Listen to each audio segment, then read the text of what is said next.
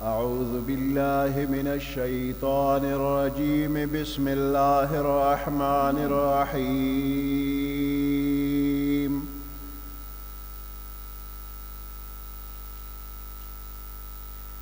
الحمد لله رب العالمين الرحمن الرحيم مالك يوم الدين.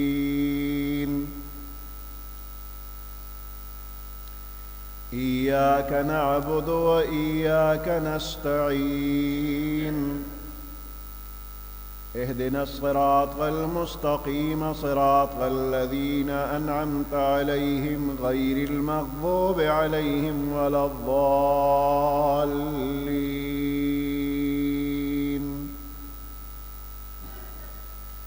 صدق الله العظيم.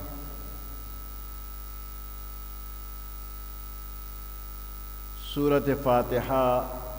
و آياتنا دي او یو رکوع ده.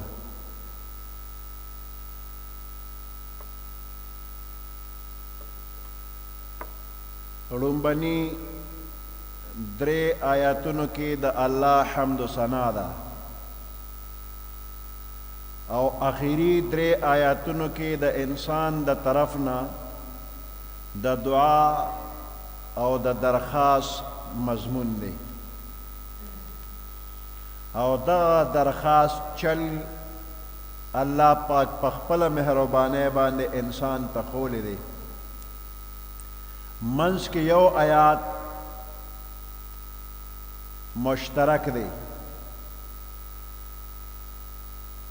څه حصه د حمد و ثنا ده او څه حصه د دعا ده. ابو هریره رضی اللہ تعالی عنہ فرمائی پیغمبر علیہ السلام فرمائی کہ اللہ تعالی فرمائی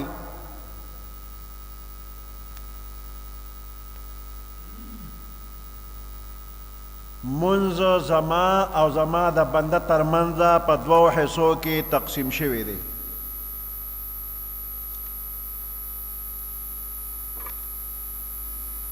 نیم زما د پاره او نیم زما د بنده د پاره دی.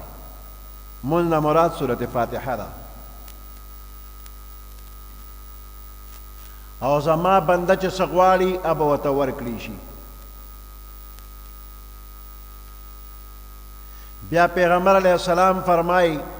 چې کله بنده ووایي چې الحمدلله رب العالمین نو الله پاک فرمایي چې زما بنده زما حمد ووایي. او چې کله بنده وی چې الرحمن الرحیم نو الله پاک فرمای زما بنده زما تعریف او ثنا بیان کړه. چې کله بنده وی مالک یوم الدین نو الله پاک فرمای زما بنده زما بزرگی بیان کړه. چې بنده وی ایاک نعبد و ایاک نستعین نو الله پاک فرمای دا آیات زما او زما د بنده ترمنځه مشترک دی، ځکه په دې کې یو اړخ د الله پاک حمد و ثنا ده او دویم اړخ د بنده دعا او درخواست. دې سره دا هم الله پاک وفرمایي چې زما بنده ته به هغه څیز میلاویږي چې کوم یې غوښتی دی. بیا چې کله بنده وی اهدنا الصراط والمستقیم تر اخره پورې الله فرمای دا ټول زما د بنده لپاره دي او ته ته به هغه څه میلاویږي چې دی یې غواړي.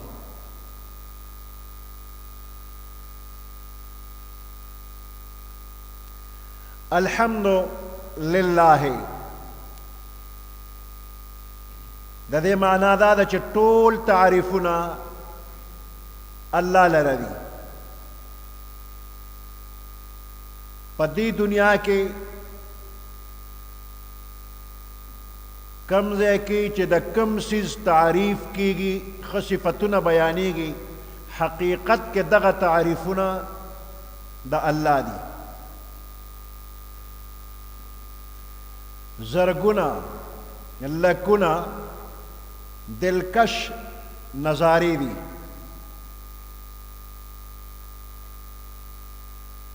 دلکش زړه راښکونکی،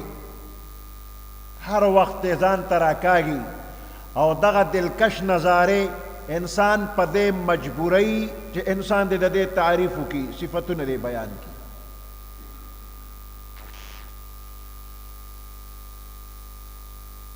نو د دې بې شمېره څیزونو تعریفونه کیږي، او موږ وایي الحمدلله ټول تعریفونه الله لره دي. نو دې مخلوق له خو هم تعریفونه کیږي. نو کله فکر وکړي شي حقیقت کې د دې ټول مخلوق چې څومره تعریفونه کیږي دا د الله تعریفونه دي. مثال په طور باندې یو ښکلی بلډینګ دی، یو مکان دی، نو دا مکان په خپله خو جوړ شوی نه دی، د دې څوک ماهرینو هغوی نقشې جوړې کړلې او بیا په هغې نقشه باندې کار وکړ. اوس دغه ماهرین چې موجود وي او یو ناشنا سړی راشي او د دغه مکان د دغه بلډینګ هغه حسن وویني او بیا تعریفونه شروع کړي چې دا ډېر ښکلی مکان دی او ډېر ښکلی بلډینګ دی، هغه جوړونکي چې ناست دي نه په زړه کې خوشحالېږي. دا ترکاڼ ښکلی فرنیچر جوړ کړي او دا ترکاڼ موجود وي او دغه وخت کې یو سړی هغه فرنیچر ته ګوري ډېر ښکلی ورته ښکاره شو، نو د هغې فرنیچر صفتونه شروع کړي چې دا ډېر اعلی دی. نو دا د دې فرنیچر تعریف نه دی، دا د دې جوړونکي تعریف دی، د دې مکان تعریف نه دی، د هغې د جوړونکي تعریف دی. نو په دې ټوله دنیا کې چې کم کم څیزونه د تعریف قابل دي، دغه تعریف حقیقت کې د الله دی. د دې کاریګرو په ذهن کې دا نقشه چا اچولې ده؟ دا الله. نو دا ټول تعریفونه دا د خالق د الله دي، الله د دې ټولو خالق دی. نو دا ټول تعریفونه د الله دي. نو چې تمام تعریفونه د دې لایق الله دی، د حمد و ثنا لایق الله دی، نو د عبادت لایق هم د قضات دی، بل څوک نه.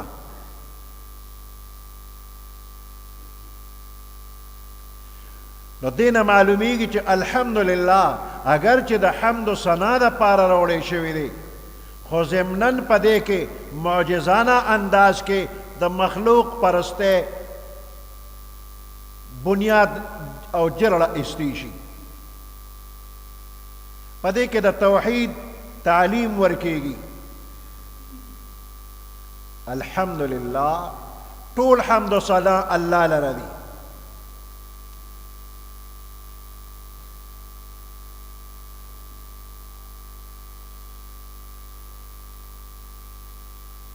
دینه پس رب العالمین دی لومبنۍ جملې نه پس د الله لومبنۍ صفت رب العالمین. لفظ د رب تربیت او پرورش کولو والا، پرورش کولو والا، تربیت کولو والا، پالنے والا. اوس دا تربیت څه ته وایي؟ د یو څیز د تمامو مصلحتونو رعایت او لحاظ ساتلو سره سره درجه په درجه حد کمال ته رسولو والا ذات رب دی. د یو مخلوق د تمامو مصلحتونو لحاظ ساتلی شي، درجه په درجه روانې کیږي او حد کمال ته رسولی شي. دا رسول څوک کوي؟ دغه ذات رب الله.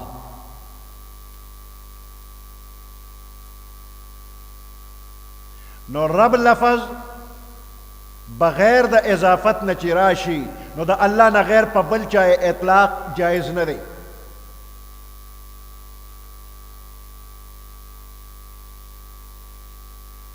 ځکه مخلوق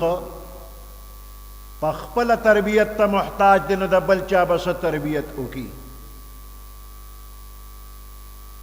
اوس د دې لفظ د رب دې سره که بل لفظ یو ځای شي لکه رب المال رب الدار نو د الله نه غیر په بل چا اطلاق بیا روا دی رب المال د مال مالک رب الدار د کور مالک او العالمین د عالم جمع ده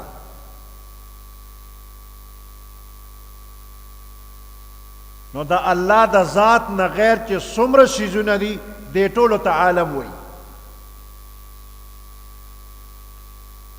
هر شی چې وي خو چې د الله نه غیر دی بس دا ټول عالم دی او عالم ته عالم ځکه وایي چې دا یو علامه ده په وجود د خالق باندې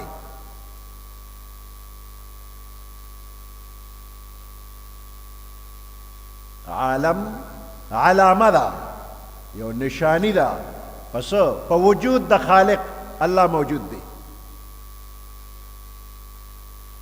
نو دا عالمین جمع لفظ دی ده کې راغلی دی وی د دې انواع او اقسام ډیر زیات دي نو ځکه جمع راوړی دی کنی رب العالم باندې امکار به شوی او رب العالمین ځکه وی چې د عالم قسمونه ډیر زیات دي نو رب العالمین دا مطلب شو چې د کائنات کې د دې مخلوقاتو څومره قسمونه دي د هغې ټولو قسمونو مخلوقاتو تربیت او پرورش کولو والا ذات الله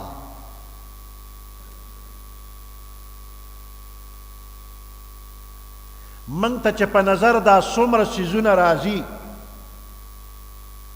دا نور سپومې ستوري باد و باران او په دې ځمکه لکونه قسمه مخلوقات ښکاري دا ټول یو عالم دی دا ټول یو عالم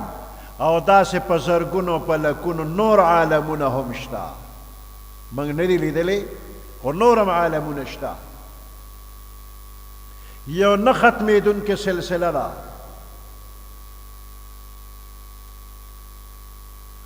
ابو سعید خدری رضی الله تعالی عنہ دی فرمای وی سلویخ زر عالمونه داسې نورم شته دا دنیا د مشرق نه تر مغربه دا یو عالم او د دین علاوه سلویخ زر عالمونه وی نورم شته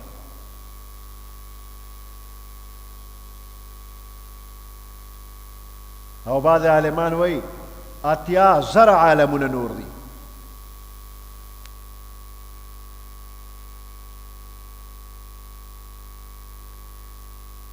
په دې ځمکه باندې څه اندازې پورې هوا ده د هوا نه بره بیا خلا ده خالي ځای دی هلته هوا هم نشته انساني مزاج هوا سره مناسب دی چې کوم ځای کې هوا وي انسان به پکې اوسیږي او چې هوا نه وي نه هلته انسان نشي اوسېدی نو اوس که څوک دا شبه کوي چې په خلا کې د انسانی مزاج مناسب هوا نشته نو هغه ځای کې انسان یا بل حیوان څنګه به جمدی پاتې شي امام فخر الدین رازی رحمت الله علیه جواب کوي وی دا ضروری نه ده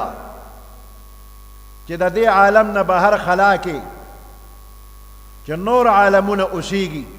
د هغوی مزاج د هم زموږ د دې عالم په شانتې وي یعنې هغوی د په هوا کې وخت تېروي نور مخلوق د هغوی مزاج به د هوا نه مخالف وي مزاجونه او طبیعتونه به یې بدلي خټه کې ته وخت تېرولی شي نه چې یو انسان څوک راولي او د سیند په غاړه د خټه کې سملوي د پاسه پې خټې واچوي او پټې کړي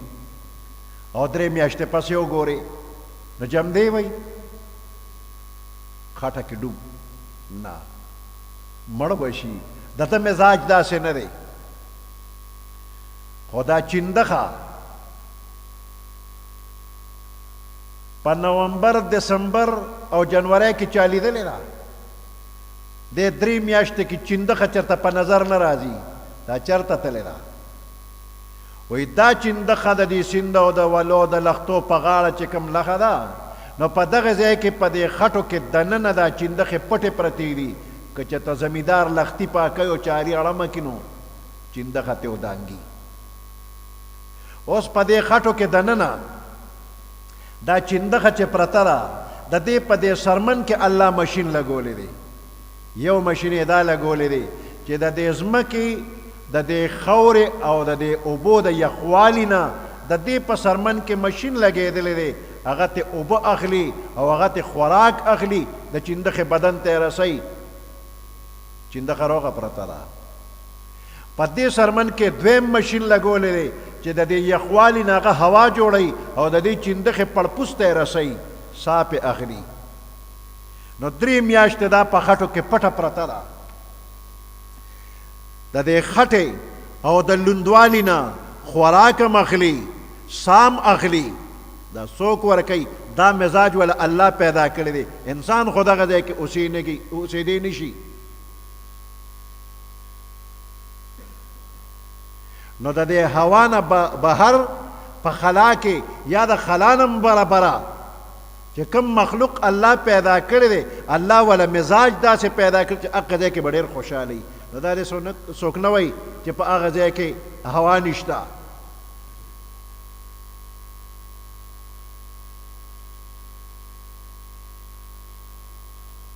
نو فخر الدین رازی رحمت الله علیه تقریبا څه د پاسه 800 کاله مخکې دا خبرې کړي دي چې هغه وخت کې دا جدید آلات نو فخر الدین رازی رحمت الله علیه فلسفي دا منطقونه او فلسفه وغیره په دې علم کې ډېر لوی مهارت یې لرو او تصوف طرف ته لا نور راغلی په دغه زمانه کې یو بزرګو نجم الدین بابا یو لوی ولی الله نو فخر الدین بابا رازی اراده وکړه چې زه ورځم او د ده سره ملاقات کوم او په دې تصوف کې ته حصه اخلم د نوم نه د یو بل خبرو خو یو بل ته مخامخ شوي نو نو فخر الدین رازی د نجم الدین بابا جماعت ته راغی او داسې ځان یې ملنګ غوندې کړی دی نه ښیي ورته ځان ناشنا ملنګ دی او نجم الدین بابا له ډېر مریدان زیو راځي دغه وخت کې چا څه سوالونه راولېږل نجم الدین بابا له وی د دې سوالونو جواب راله راکا نجم الدین بابا هغه سوالونه وکتل نو وی دا سوالونه ډېر پیچیده دي او د دې ماهر زما په ذهن کې فخر الدین رازی دی نو یو خادم ته ویل یو شیخ ته چې ته دا کاغذ واله او فخر الدین رازی له یو څه ورته چې د دې جوابونه وکړه اوس فخر الدین رازی خو په جومات کې خړ پړ اوړي راوړي ځان نه ښیي نوم یې خپل واورېد چې ما پسې خو سړی روان شو ناګانه جومات ته ووته او خادم له ورغی شیخ له وی بابا جی خو تا لیږي تا سره دې کاغذ کې څه دي وی دا فخر الدین رازی له دا خط وړم او ته ته ما له را چې زه وګورم زه مړه وی ملنګه ته په څه پوهېږې دا ډېر پیچیده سوالونه دي او فخر الدین رازی به پې پوهېږي هغه له وړم وی ته ما ته وښیه که پوهېږم خو پوهېږم او که نه پوهېږم نو ته خو هسې فخر الدین له روانې خادم کاغذ ورکړ فخر الدین رازی وکته او داسې ورته وایي چې د دې لومبني سوال دا جواب دی او که تا نیریږي ورګه په پنسل یې درته کچه لیکمه نو داسې کچه کچه په پنسل یې د یو سوال جواب د ټولو وی ته ورشه باباجي ته وښیه که خوښ یې شو ښه ده که نه زه بیا فخر الدین له لاړ شه خادم زر واپس شو نجم الدین بابا ته وی ته داس جوابونه وګوره هغه چې جوابونه وکتل وی دا خو بغیر د فخر الدین نه بل څوک نه کوي چا درته وی دې جومات کې یو ملنګ دی ویری والا ملنګ یې راوسي یا لکه فخر الدین دا ځان دې ولې پټ کړی دی ته خو فخر الدین یې څه عذر معذرت یې وکړ او د هغې نه پس بیا یې بیعت وکړ وی صاحبه دې له راغلی یم چې تا سره د تصوف کومه حصه ده نو ماله پکې برخه را هغه ورته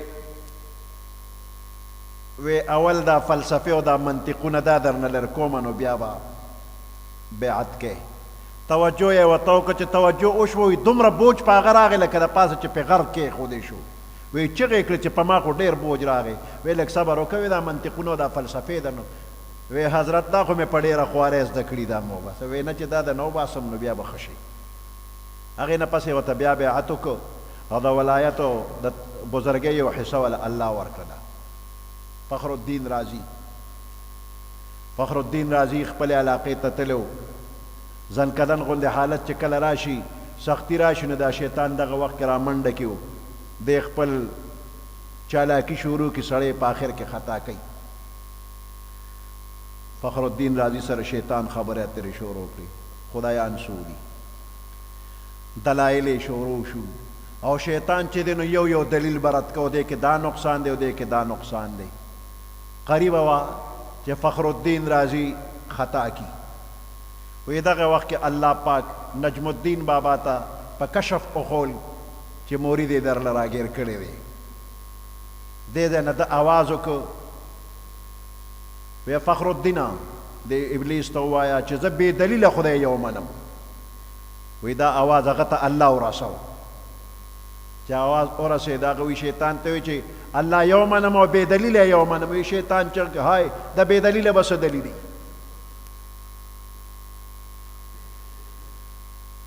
نو د الله په رحم باندې بچ کېدل کېږي شیطان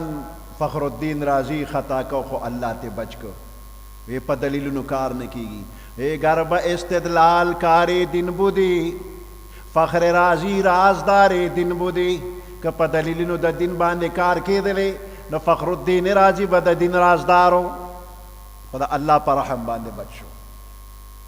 نو دا خبرې پخوانه 800 کاله مخکې فخر الدین رازي وی چې داسې عالمونه شته دی چې زما او ستا په نظر کې نه راځي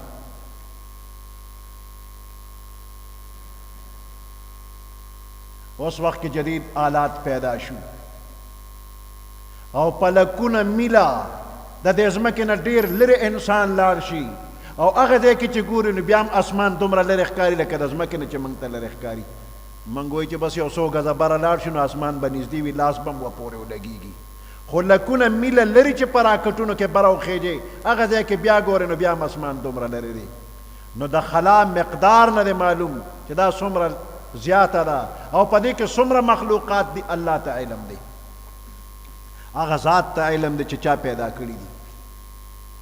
اوس د دې تمامو مخلوقاتو پرورش کول دا څوک کوي رب العالمین یې کوي نو رب العالمین ته چې وی الحمدلله نو دا تا یو دعوه وکړله چې ټول حمد و ثنا الله لره دي نو دې دپاره دلیل پکار دی وی دلیل یې دا دی چې دغه الله رب العالمین دی د دې تمام کائنات پرورش کوي تربیت کوي ذمہ دار دی نو ځکه د حمد و ثنا لایق دی د عبادت لایق دی الرحمن الرحیم د دې الله نور صفتونه دا دي چې رحمان او رحیم دی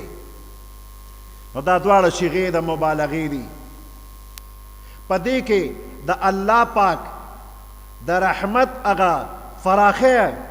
او ډیروالی طرف ته اشاره ده چې الله ډیر ډیر زیات رحم والا دی او دا تمام کائنات او مخلوقات د دې پرورش کول د دې تربیت کول از روی رحم و کرم ذمہواری په خپله په ځان اچولې ده کنی په الله څوک ذمہواری نشي اچولی الله د چا نه مجبور نه دی نو دا ټول کارونه دا د الله د رحم تقاضا ده مالک یوم الدین مالک د ورځې د جزا دی روز جزا روز قیامت مالک یوم الدین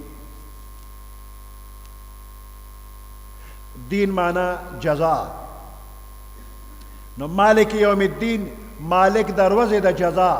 مالک د ورځې د بدلې دی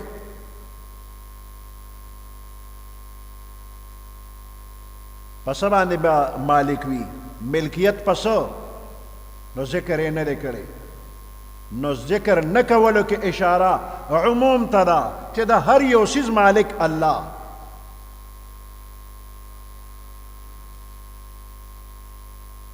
بل څوک مالک نه دی.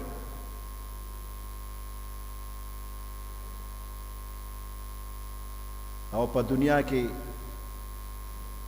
بنده ته د مالک نسبت کیږي نو حقیقت کې مالک الله دی، او په دنیا کې مجازن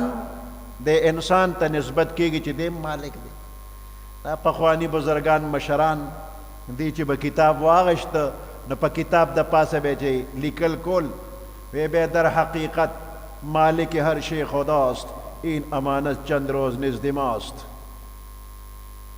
پخوا فارسی ډیره وه، د فارسی رواج و، یو بل ته که چا خط لیکه نو فارسی کې به یې لیکه، لکه اوس چې تاسو اردو یا انګریزي ډیره لیکئ. نو در حقیقت مالک هر شی خداست. حقیقت کې د هر یو شی مالک الله. او په دنیا کې که چاته نسبت کیږي دا کور د فلانی دی نو دا خو مجازن د فلانی دی، حقیقتا د الله. مال د فلانی دی نو حقیقتا د الله، مجازن د فلانی دی.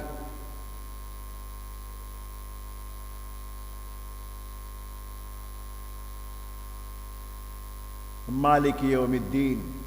مالک دروازه د جزا دی. نو دنیا دار العمل دی، دا د ډیوټۍ یو ځای دی او د تنخواه وصولولو ځای نه دی. دی دنیا کې به ډیوټي کې تنخواه بدلته نه غواړي. نو که په دنیا کې څوک په عیش او په عشرت کې ویني، په مال او په دولت کې ویني، نو دا د دې خبرې دلیل نه دی چې دا بنده د الله په در مقبول دی، دی د الله ډېر خوښ دی. یا یو انسان په تکلیف کې ویني، د دې دا مطلب نه دی چې دا د خدای ناخوښه دی. مثال په طور باندې یو سړی په دنیا کې په یو ډیوټۍ مقرر دی او سخته ګرمي هم کېږي په اوړي کې، او په ژمي کې ګړګوز هم کوي او د خپله ډیوټي کوي. یو عقلمن هم دته مصیبت زده نه وایي، او که هر یو خیرخوا دله راشي او دته وایي چې دا کار پرېږده دا خو ډېر سخت دی، نو دی به خیرخوا ونه ګڼي، دشمن به وګڼي. په خوارو زارو مې ځان له نوکري کتله، دی نه مې وباسي. د تکلیف کې ولې خوشحاله دی او د خیرخوا نه ولې خفه کېږي چې د کاره مې مه وباسه؟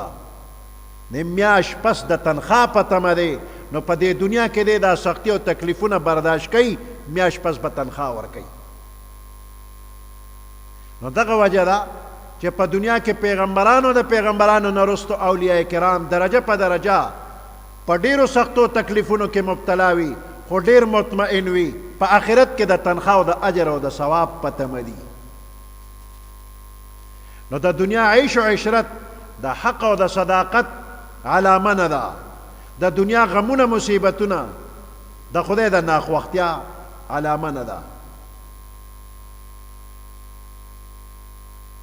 مالک یوم الدین، مالک دروازه د جزا دی. ایاک نعبد و ایاک نستعین، خاص تعالی را عبادت کو، و ایاک نستعین او خاص تانه امداد غواړو. یو طرف ته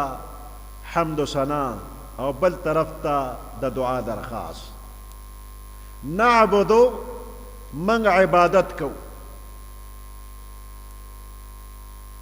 عبادت د چا د انتهایی تعظیم او محبت په وجه د هغه په مخ کې انتهایی عاجزی کول او فرمان برداری کول، دې ته عبادت وایي. د چا د انتهایی تعظیم او د محبت د وجه د هغه په مخ کې انتهایی عاجزی کول او فرمان برداری ښکاره کول عبادت دی. نعبدک، من تعالی عبادت کو، نعبدک، نو دې کې نعبدک تعالی عبادت کو. نو دا کا دا تیرا مخ کې که نعبدو دې تیرستو کو بیا یوازې کا نه جوړېده نو ایاکا نو دا مخ کې کول رستو کول په دې کې تخصیص ته اشاره کیږي چې ګورې د بل چا نه خاص اوم ستا عبادت کو ستا نه غیر د بل چا عبادت نه کو بلکې هر څوک وي خو ستا نه غیر د بل چا عبادت نه کو عبادت به د الله کو و ایاک نستعین دې دې کې هم دقه مخکې والی رستو والی خاص اوم ستا نه به امداد غواړو د بل چا نه امداد نه غواړو انسان باندې درې حالات راځي یو ماضی یو حال یو مستقبل ماضی تیرا شوی زمانہ حال موجودہ زمانہ مستقبل راتلن کی زمانہ الحمد لله رب العالمين او الرحمن الرحيم دیکھ انسان له تنبیه ورکیږي چې دې په ماضی کې او په حال کې صرف الله ته محتاج په ماضی کې دې نشو دا انسان پیدا نو نشو نو دا تمام کائنات نا بہترین شکل صورت کے اللہ پیدا کر لقد خلقنا الانسان فی احسن تقویم دا انسان نو پیدائش نمک کی نش نو چه پیدا کوئے نو دیر کل شکل کے پیدا کر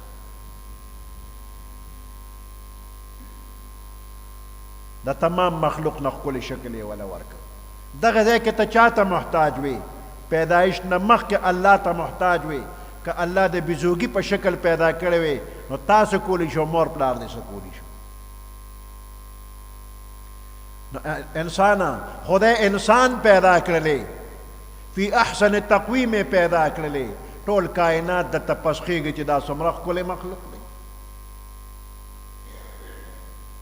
کہ اللہ بل زناور پیدا کولے چا سویلی شو چی دا سے نا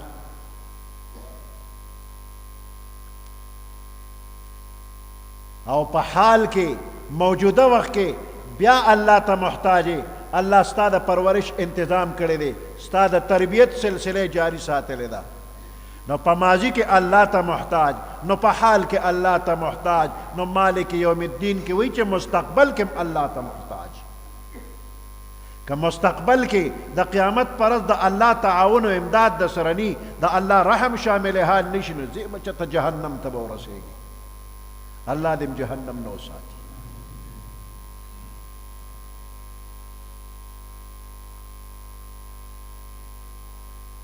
نو پدری واړو حالاتو کې چې الله ته محتاج نو عقل دا تقاضا کوي چې بس د دقه ذات عبادت کوا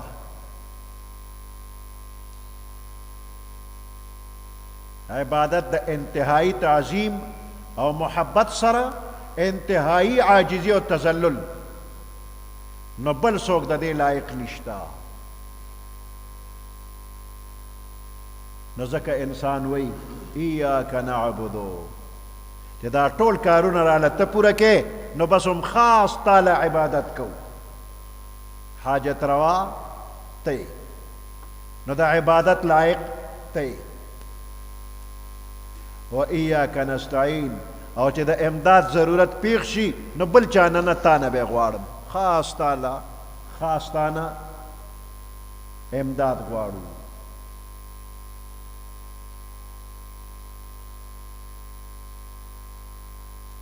عبادات قسمونه دي منځ یو عبادت دی زکات بل عبادت دی روجا دریم عبادت دی حج سلورم او تلاوت قرآن پنځه په هر حال باندې ذکر کول دا شپږم عبادت دی او حلال رزق ګټل دا اوم عبادت دی او د ګاونډي او د مرګري حق ادا کول دا اتم نمبر عبادت دی او خلکو ته د نیک کار حکم کول او د بدۍ نه منې کول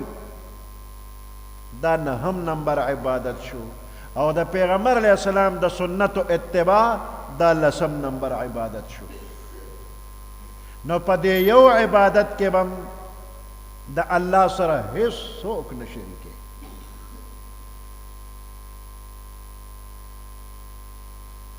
نه به د چا محبت د الله برابر وي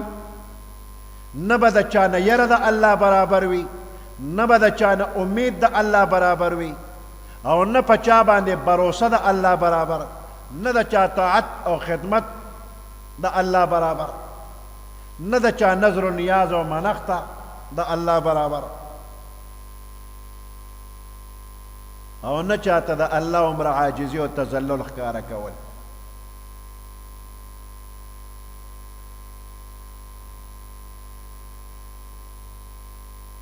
نو اخیری 3 آیاتونو کې د انسان د دعا او د درخواست مضمون دی الله ورته ښوولی دي چې بنده ما ته داسې ووایه چې اهدنا الصراط المستقیم صراط الذین انعمت علیهم غیر المغضوب علیهم ولا الضالین دا درخواست په دنیا کې یو افسر ته د کار پیښ شو او د چا په خولې دې ورته ووایي چې یاره زما دا فلانې کار دی افسر ته وویل افسر وی ما ته درخواست ولیکه او هغه راته چلم وکړي چې ما ته داسې داسې ولیکه ته ما ته دا درخواست بیا دفتر ته راورسوه د دې خبرو څه مطلب دا افسر دله کار کوي ځکه په خپله یې راته چلو خو ما ته داسې درخواست ولیکه او چې نه منظوري نو 20 باندې ورته وکړي پوسټونه نشته بین لګېدلی دی چې دی راته وایي پوسټونه نشته او بین لګېدلی او خالي پوسټ او خالي ځای وګوره پوه شه کار دله نه کوي او چې وایي ما ته داسې داسې مضمون ولیکه په دې طریقه ما ته درخواست امید دې کار دې کېږي نو الله چې په صورت فاتحه کې بنده تا ته چلو خو چې بنده ما ته داسې درخواست وکړه اول ووایي چې الحمد لله رب العالمین الرحمن الرحیم مالک یوم الدین ایاک نعبد و ایاک نستعین او بیا د هغې نه پس راته وایي چې اهدنا الصراط المستقیم دا چل چې درته الله وښو کار دې کېږي درخواست دې منظوریږي درخواست دې ولیږه او منظوري ورپسې په صورت بقره کې راله دا ټول قرآن ستا په درخواست باندې مشتمل دی تا چې څه غوښتل بنده همې دې قرآن کې در ولیږل اوس ته په دې باندې عمل کوه دنیا به دې مخي آخرت به دې مخي سبحان ربك رب العزة عما يصفون وسلام على المرسلين والحمد لله رب العالمين اللهم ربنا آتنا في الدنيا حسنة وفي الآخرة حسنة وقنا عذاب النار وأدخلنا الجنة مع الأبرار يا عزيز يا غفار برحمتك يا أرحم الراحمين